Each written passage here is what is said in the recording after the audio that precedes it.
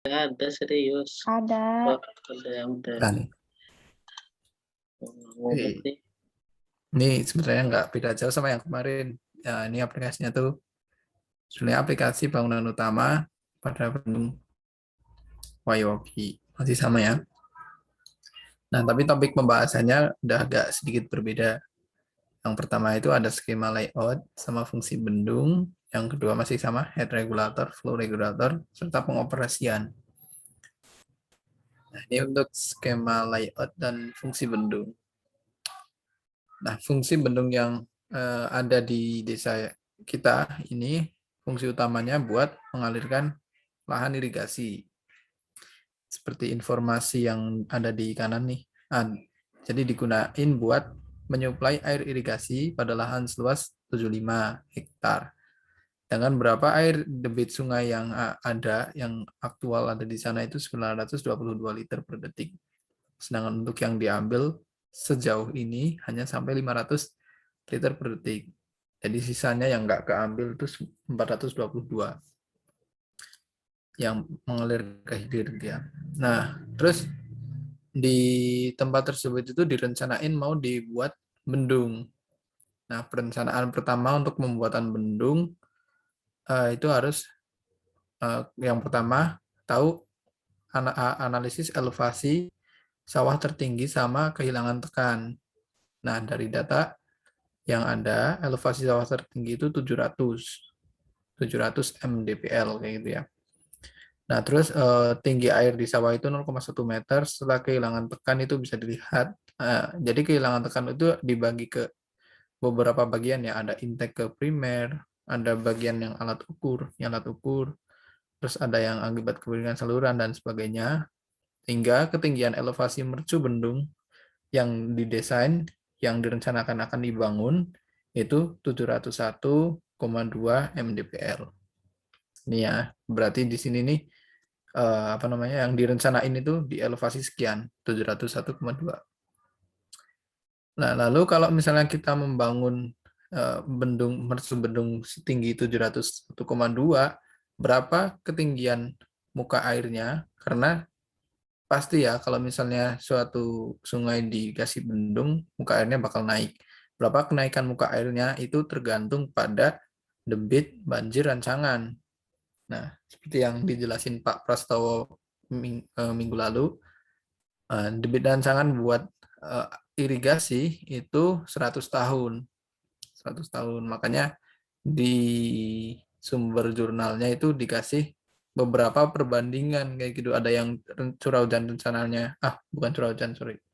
Debit sungai rencananya dengan periode ulang 5 tahun, 20, 50, 100, dan 200. Yang kita gunain di sini adalah yang 100 tahun. Kayak gitu.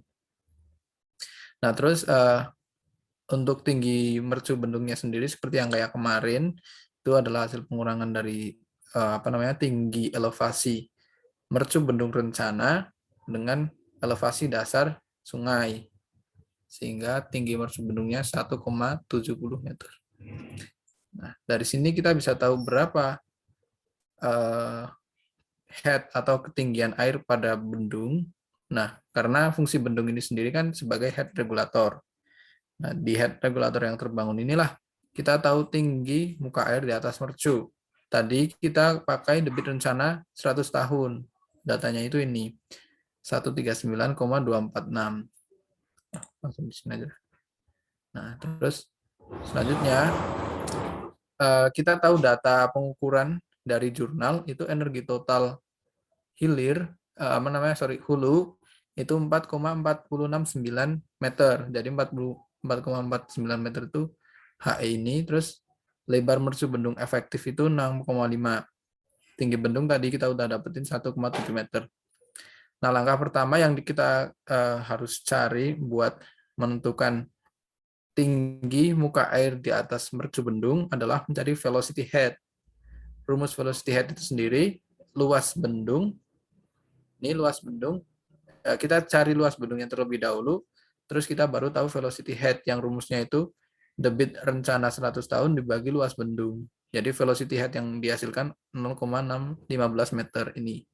0,615 meter. Lalu berapa tinggi muka air di atas mercu bendung itu adalah tinggi energi total atau energi grade line dikurangi dengan velocity head. Nah, hasilnya head di atas mercu bendung atau ketinggian muka air di atas mercu bendung adalah 3,854. Nah, hasil ini tentunya akan berbeda-beda. Head pada mercu bendung hasilnya akan berbeda-beda dipengaruhi dengan besarnya debit yang ada di atas hulu kayak gitu. Apa saja yang mempengaruhi besarnya debit? Nah, yang pertama ini adalah geofisik, faktor lokasi penempatan bendung. Bendung yang direncanakan di sini adalah ditujukan untuk sarana irigasi. Oleh karena itu lokasinya cenderung berada di hilir, di bawah, di dekat blok irigasi. Ya, dari data kan tadi disebutin ya bahwa dengan perencanaan debit irigasi 100 debit air sungai untuk irigasi 100 tahun, perencanaan debit 139,46 itu akan menghasilkan head 3,864. Hal itu juga pastinya akan berbeda, misalnya bendung ditujukan untuk banjir yang mana pada umumnya diletakkan di daerah hulu sehingga mengurangi ketinggian dan debit pada hulu sungai sehingga banjir dapat dikendalikan. Nah, terus lalu berapa debit di upstream? Nah, ini juga akan mempengaruhi besarnya head pada bendung. Pada hasil yang tadi kita peroleh itu kan 38,64 ya. Nah, terus dari grafik yang ada di data itu ini sesuai untuk irigasi. Saya tercukupi untuk irigasi. Terus sedangkan untuk penggunaan yang lain misalnya untuk banjir, maka otomatis head juga akan lebih berbeda. Karena debit rencana bendung yang akan dibuat juga pasti lebih tinggi. Head-nya juga akan lebih tinggi. Nah, lalu flow regulator. Flow regulator yang terbangun ini fungsinya mengatur besarnya debit yang akan diambil. Nah, letak flow regulator ini selalu ada di samping pintu penguras. Jadi di samping pintu pengambilan pasti ada pintu penguras. Nah, ketentuannya apa aja berdasarkan Kementerian PUPR, pintu air itu harus terletak di kanan atau kiri bendung. Ukuran maksimum lebar pintu atau pintu orifice itu adalah 2,5 meter. Nah, pada perencanaan itu juga terdapat pintu pembilas yang ada di sampingnya. Nah, pintu pembilas ini fungsinya mencegah sedimen ya. Jadi misalnya ada air yang mau diambil, itu nggak langsung ke pintu pengambilan, tapi biasanya ada pintu pembilas atau pintu penguras di sini, sehingga sedimen yang terbawa biasanya akan dialihkan ke sini dulu, baru yang bersih ke sana, air yang bersih. Gitu.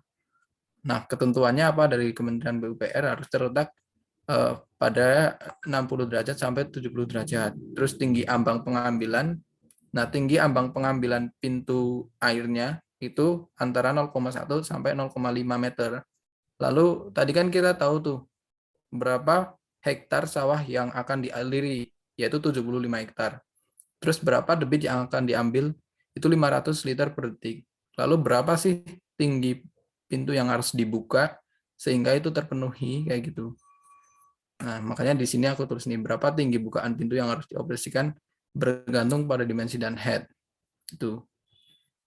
Nah, untuk bisa mencukupi kebutuhan debit yang sekian untuk pengaliran sawah 75 hektar, itu didesain dimensi pintu airnya itu lebar pintunya 1 meter, tinggi pintu pengambilannya itu 2,5. Jadi maksimal pintu air dibuka itu 2,5 meter. Sedangkan lebarnya masih kurang dari 2,5 yang masih memenuhi. Terus ada koefisien yang kayak kemarin yang ditentuin 1/7. Nah, disebutin lagi di sini bahwa kebutuhan debit irigasi itu 500 liter per detik. Ini liter per detik untuk 75 hektar. Nah, berapa tinggi bukaan pintunya? Nah, itu kita bisa peroleh dari substitusi rumus debit pada orifice dengan tinggi bukaan pintu, yaitu Q, K, mu AB akar 2GH1. Nah, dari rumus ini kita substitusikan nilai yang ada di samping, kita dapat bukaan pintu itu 0,498 meter, atau setara dengan 0,5 meter. Jadi untuk memenuhi 75 hektar, pengambilan airnya 500 liter per detik, pintu airnya harus dibuka setinggi setengah meter.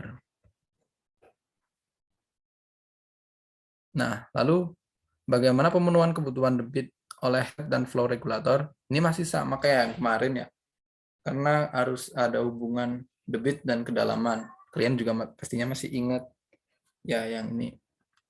Dan kalau bisa sih di iniin lagi nggak apa-apa. Nah, inilah apa namanya, kayak gambaran bagaimana weir dan orifice ini bekerja bersama. Tadi kita tahu bahwa dengan debit apa namanya, dengan debit weir itu kan dipengaruhi debit yang ada di hulu. Itu akan meng-create ketinggian kritis tertentu di atas weir.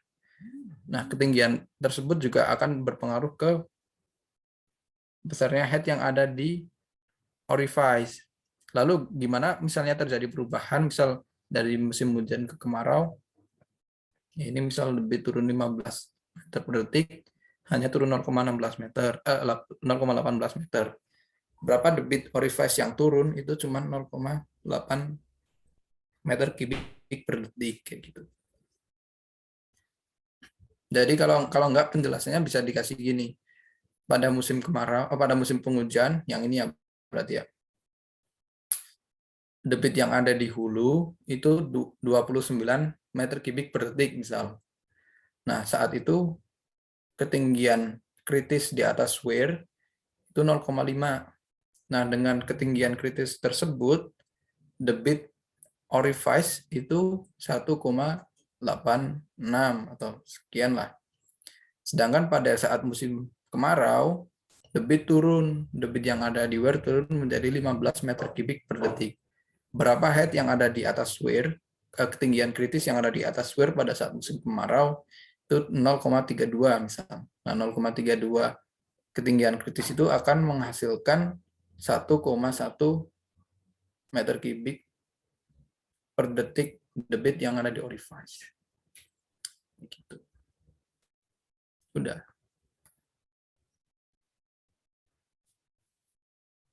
Dah. Itu. Nanda kirim recordnya ya. Oke. Ini tadi putus di sini. Tadi ada yang salah tipe nggak sih waktu di ini? Ini ya yang liter Yang per detik ya. bukan yang tanda-tanda tanya itu benar nggak tadi? Benar itu. Irigasi, grafik. Oh, Bentar. udah. Bentar.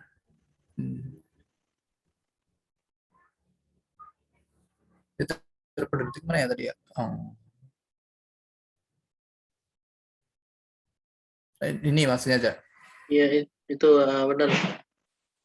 Ini benar Yang di cuman sebelah kanan ada irigasi, ada banjir, tanda tanya itu benar, ada tanda tanya. ya sih cuman gini lah. Oke. Cuman buat ngasih tahu aja. Tadi ada yang tipe juga deh. Oh. Siap.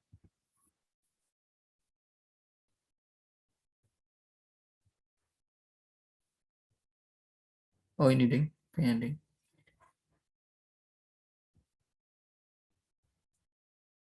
Ya pokoknya itulah kayak gitulah ya. Tadi yang tipe dikit tuh, harusnya per tapi malah titik. Udah kayak gitu. Ini tinggal pembagian aja nih berarti. Gantian siapa yang mau buka kalau sekarang? Kemarin siapa yang buka? Kemarin Yopi yang buka. Apa gua sekarang? Boleh sih. Boleh. Boleh, boleh. Oke, berarti Nanda sampai berapa nih? Kita ada berapa sih? 15, banyak banget ya. 15 cuman kan ada ini nih. Enggak ada Yang juga. kayak gini. Oh, iya. 15 kurangi 3, 12 bagi 3, 4.